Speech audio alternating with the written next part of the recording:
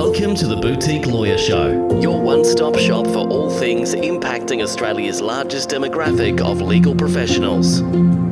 Hello everyone and welcome to another episode of the Boutique Lawyer Show, our stream dedicated to sole practitioners and SME firm owners right across the country. My name's Jerome Doraisamy. I'm coming to you today from Camaragal Land in Sydney, and I'm very pleased to be joined by a return guest, Keith Redenbach. He is the principal of Redenbach Legal.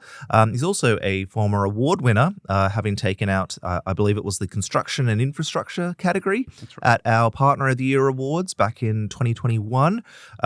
It's his second appearance on the show, and I believe his first in studio. Keith, welcome. Thank you, Jerome. Thanks, Lawyers Weekly, for having me. We are going to be running through some of Keith's test cases with the use of new and emerging technologies, particularly artificial intelligence, what's working and not working on the ground, and just more broadly reflecting on some of the best ways that small firms can and should be using these new technologies, particularly in the current climate.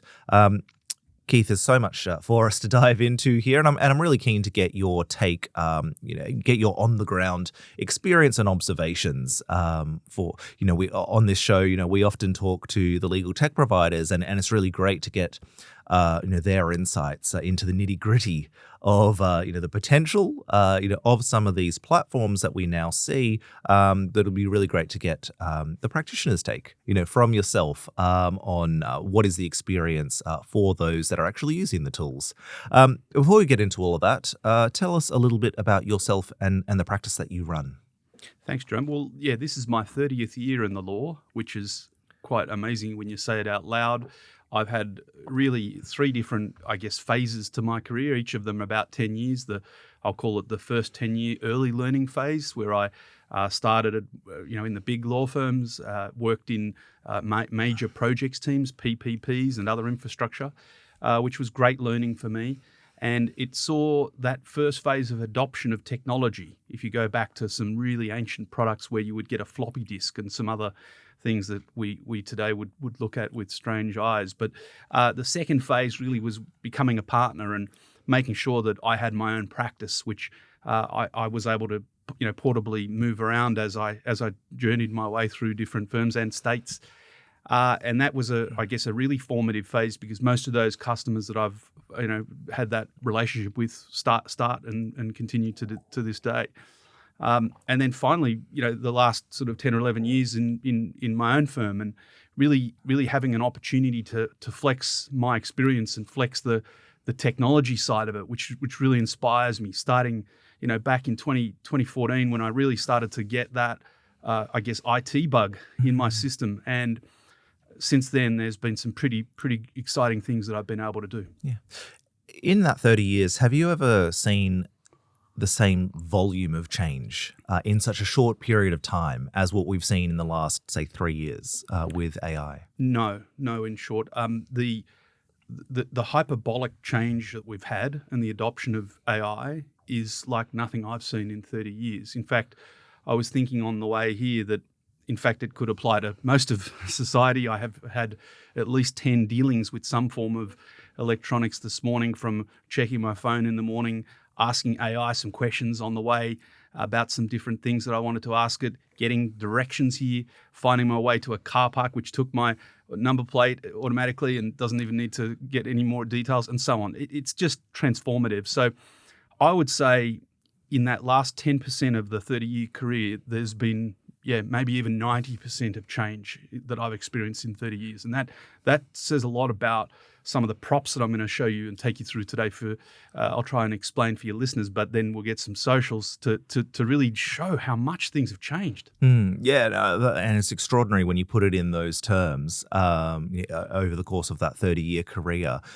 Given the breadth of that change in such a short period of time, what's your sense of lawyers' mindsets and their feelings around how quickly things have shifted? I think it's probably fair to say that practitioners like yourself have readily embraced these new technologies. Even if they're not entirely comfortable with them, they have recognized the necessity of getting on board. But given how fast things have moved, do you feel as though lawyers are fully comfortable with all of this, particularly given some of the risks, or are they just happy to go along with it? I think that lawyers at the general level are vexed at the moment, and I sit on various committees. I'm, for example, involved in some of the Law Society committees. I get to see and hear a diverse group of very highly talented lawyers talk about what their reaction is. I think the vexed nature comes because there's vice and there's virtue to AI in particular, and I think that's really comes down to what applications that AI is actually being put to. And as I'll explain, there are some very different things happening now. Some super exciting and really interesting and really awe-inspiring and quite efficiency-driven, and others concerning and the subject of adverse comment from judicial and very well-regarded legal professionals. And I suppose that really then plays into lawyers' sense of professional responsibility and duty. Of course, you don't want to fall afoul of the any professional conduct body or the courts, and so I would imagine there would still be some level of trepidation about how best to use some platforms, even if lawyers want to embrace them and recognize the need to embrace them.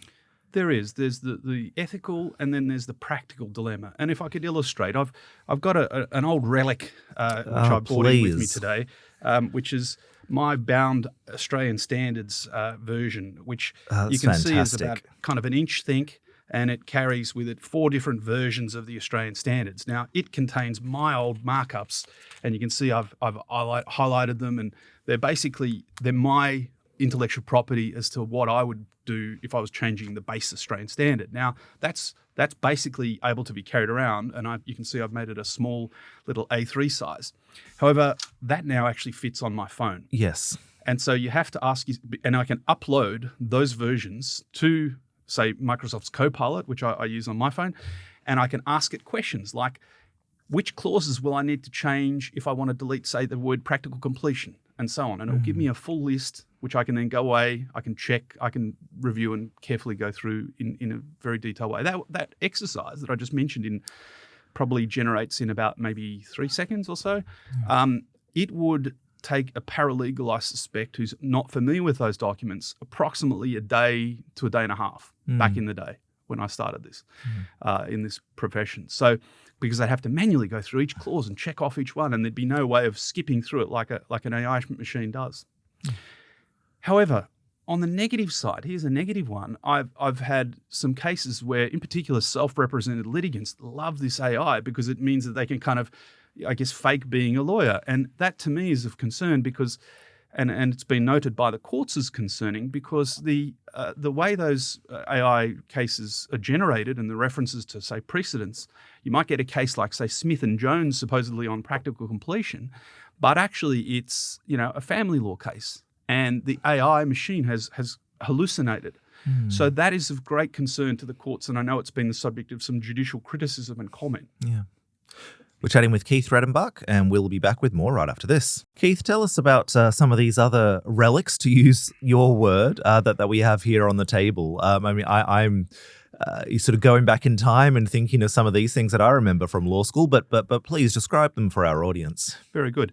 Well, here's another one. Here's, the Local Government Act, which is I've got in spiral-bound format, which is something that 1993 Act, and I would basically have this sitting on my desk because I knew that the number of sections in this act that I had to effectively memorize, including schedules, it's 474 pages. Yeah, wow. Now, that sat, and you're talking about 700 plus sections of that act. Now, if you have a client, a counsel, say, or even a private sector developer wants to ring you and ask you, hey, how can I get an appeal through the council, or how, what delegation rights do I have, and so forth, then you've got to be able to search your way through that practical, old school, hard copy document. Now, AI tells me that in about maybe 1 second, the answer to that question. Now, I then go. I personally now go and check that section on my hard copy. But I would say that other than having to memorize it, the system has now taken me into a leap that would have otherwise, again, had maybe a paralegal go and look for it and check some cases on it and go down to back in the day, the old Supreme Court library where you would wade through the dusty annals of the reports. that's gone because AI gives you the instant signposts as to where you need to go. Now, again, I caution it because my experience in delegating, I worked in big firms for sort of 20 years of my career, delegating to, literally hundreds of solicitors and paralegals, taught me that you can't always rely on everything that's provided to you. You've got to check it. You've got to quality control it. And so I think that still applies with the AI signposts that you get. You certainly need to qualify it. And also, I would also add that in recent examples that I've tried to sort of test this tech myself and apply it in real life, I have found the signposts often leave off strategic aspects that when you feed the machine that strategic information, it sort of changes tack and it comes around to a different view. In fact, you can even convince it that it's wrong by giving it different assumptions. So that's something to keep in mind, I think. Excuse me. I've also got another relic, which is a little small hand version of the Retail Leases Act 1994. Yeah. And I've got a little presentation that I do about that act. And I also have a markup of it with my changes as well. Now, again, I could upload from my handheld, say to Copilot or one of the AI tools, a presentation that I've got, and I could ask it to be updated by recent laws. Yeah. Yet again, I'd have to check that because there's hallucinations out there and things like that make you very, very cautious when you do something like that. So tell me how you, as a 30-year practitioner, have had to pivot and adapt your approach to something as simple as, like a legislation check. I imagine you have gotten very comfortable over the years doing things a certain way, and it has worked for you. You've had a successful career, but now we've got these new technologies that require a different approach. So how do you, as someone, and I don't want to suggest, Keith, that you are stuck in your ways. By virtue of having this conversation, it's clear that you're not. But having done things in a certain way for so long, how do you then look to pivot and roll with the times? Well, a bit of history on that, Jerome, is that in 2014, I had a dream, as it were, to create a product that I called the Artificial Lawyer, which at the time I mentioned to a few people, and they kind of laughed at me. I'll be honest. But the thing that I did was I actually generated a Microsoft app, which is on the App Store to this day, called Briefcase 365, which was a version of what we're now seeing in the Microsoft Copilot type systems and other systems that exist. The intent on my part was to utilize the underlying base structure of Microsoft, build on top of that so that I had the Microsoft developers effectively as my IT team developing new systems and products. And you can look at it, there's dynamics and different parts of that system which work SharePoint. What actually happened was I got interviewed by the Law Society in what's called the FLIP project, the Future of the Legal Profession project. And I explained this. In fact, it's online. You can check it out on YouTube if you like, the interview back in 2016, where I predicted that if we could get to the point where the lawyer's work was not to do the mundanity, not to do the work that effectively is not thinking work, then that would be an advancement for the profession and an advancement for practitioners. So take the mundane stuff out and get towards more, intellectually stimulating and rewarding activity.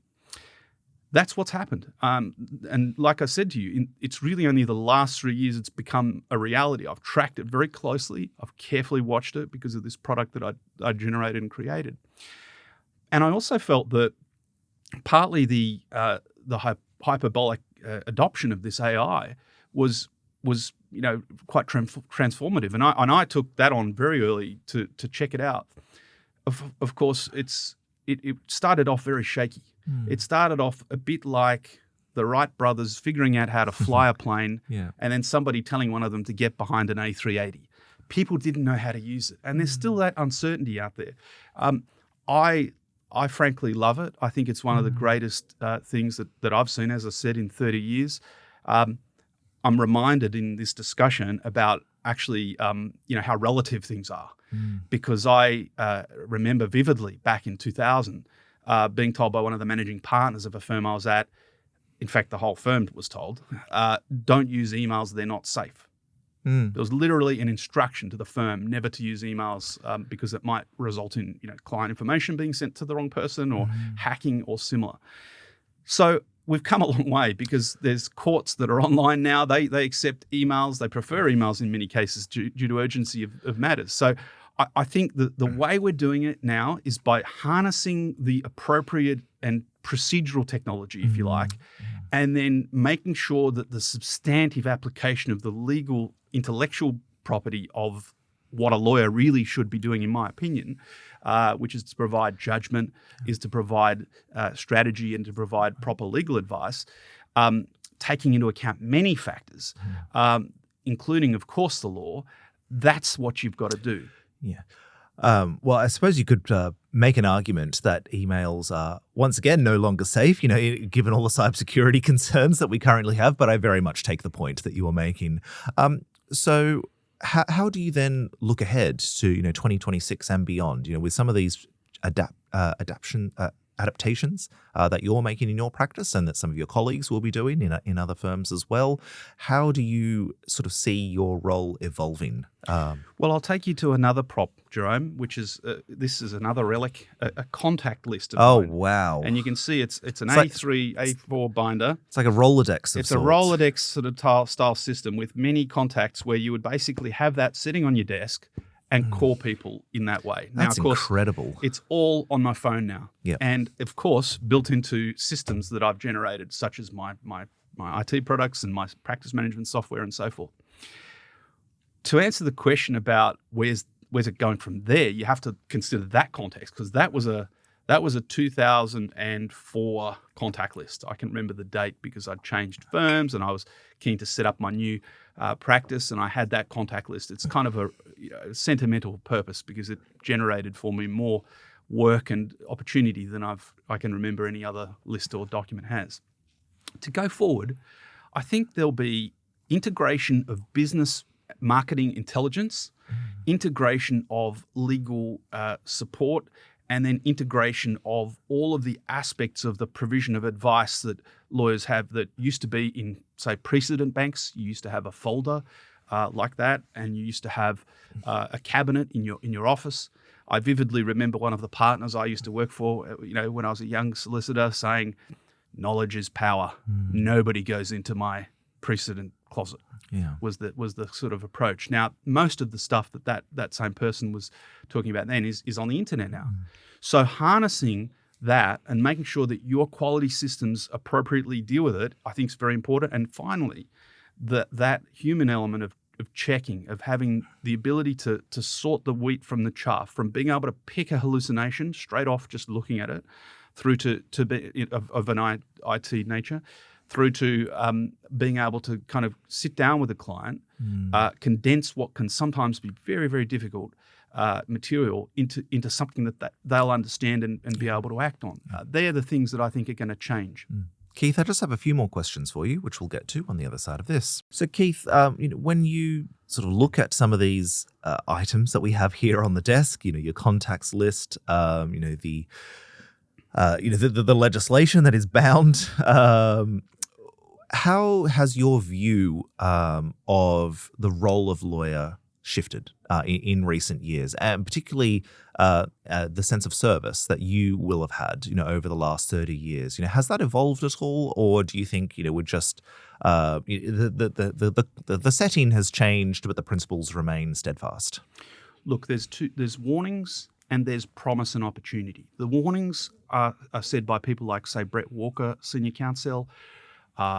The Chief Justice has issued various edicts about AI, about the warnings that moral and ethical dilemmas, including, say, the generation of affidavit material by AI that isn't really somebody's actual evidence, that is of great and grave concern. And I've mentioned already the hallucinations that come out of a lot of legal cases. On the upside, the efficiencies that can be gained by getting lawyers away from the mundanity of that sort of drudgery through those basically doing page turns is going to be obsolete to a degree, because the system does it more accurately and quicker and obviously cheaper than to do it than any of those other old methods. What we'll have is, I think, a split system for a while until the tech becomes fully integrated. One thing that COVID did was it forced integration. It made everyone who was, sort of set in their ways a little bit, this is the way we do things, suddenly stop and say, well, we can't do it anymore because we can't move it from our house. We better get onto Teams. We better get onto, emails and chat and do the things that mean that we can actually communicate using tech, which I think is a really big step change. Probably also, I might add, just talking earlier, why we've seen the last, in my view, 10% of my career have 90% of the change during my career is partly attributable to COVID. If it did anything good, that was one thing it may have done. So going forward, the relics that you're seeing in front of you, the principles won't change, but the methodologies will change. What's got to happen, though, there's got to be a bit more adaptation and quality assurance in the systems that are available. At the moment, I would also say it's a little bit unsafe for younger practitioners to jump into the AI and rely on it and not go back to source. It's very tempting not to go back to source because it's a lot quicker and easier. But the problems of not going back to source, and what I'm talking about is actually downloading the case, reading that the paragraph in the judgment says what AI has summarized it as saying, they're things that are very important. I've got a bit of a rule now where even if I do manage to get somebody's submissions and it gives me a summary of them, I'll go and check that case. I'll check every word of what is said and make sure. And in fact, even just yesterday, I did just that and found that the AI-generated summary of what a case was saying at a particular paragraph was not correct. It was a summary of the submission made to look like it was the actual case. And that's of concern. That's an example of concern. Yeah. So in the face of some of those risks that you've just detailed, what do you think constitutes best practice, not just for a senior lawyer like yourself, but then as a team leader as well when it comes to managing those emerging leaders? I think it's important for there to be proper schooling and education of the younger lawyers by the older lawyers. That's something that I'm very proud to say that I had a really strong experience in law with, and I've continued that tradition with the people who work in my firm and paralegals, say, who come to join me. What's going to be interesting is that when those paralegals are sitting in front of your predecessors and successors in the next 30 years from now, they'll probably look back not only at these relics in front of me, but our conversation as a highly relic-based look at where the tech is. So if you look at it in that light, we are at a very early stage of adoption of AI in law, in my opinion. So therefore, it's really important to be very cautious and appropriate. Obviously, comply with the rules. For example, affidavit material cannot be generated by the AI technology. Also making sure that in submissions, and lawyers are under time pressure. They've got heaps of time pressure from court deadlines and so forth, client deadlines as well. You can't rush to court and generate submissions with cases that you haven't actually read. Yeah. You have to know those cases. So I think whilst on the one hand, it's made, say, the memory tasks that required me to memorize 700 odd particular sections of a particular act or hundreds of clauses of an Australian standard contract and my amendments to those clauses and just sort of know them off the top. It's also meant that if somebody else does that for me, if AI does that for me, I'm going to have to quality assure it. Yeah. But in the face of the need for such prudence and caution, which, as you said, the Chief Justice in New South Wales has advised, there is also tremendous upside. That can and will come from these technologies that continue to evolve, and some of the opportunities for best practice are really going to elevate certain lawyers, certain businesses. So how do you sort of balance that need for caution and prudence that you've detailed with the very real upside that we've possibly only just scratched the surface of? Yes, well, I'm really interested to see the court's adoption of technology. For example, the online court has been a wonderful adaptation. You can go on now and post orders to the court. The other side gets access to it. They get notified that there's an order waiting for their approval. And if they consent to it, a registrar or someone in the court can, without even having to get out of your chair, approve it.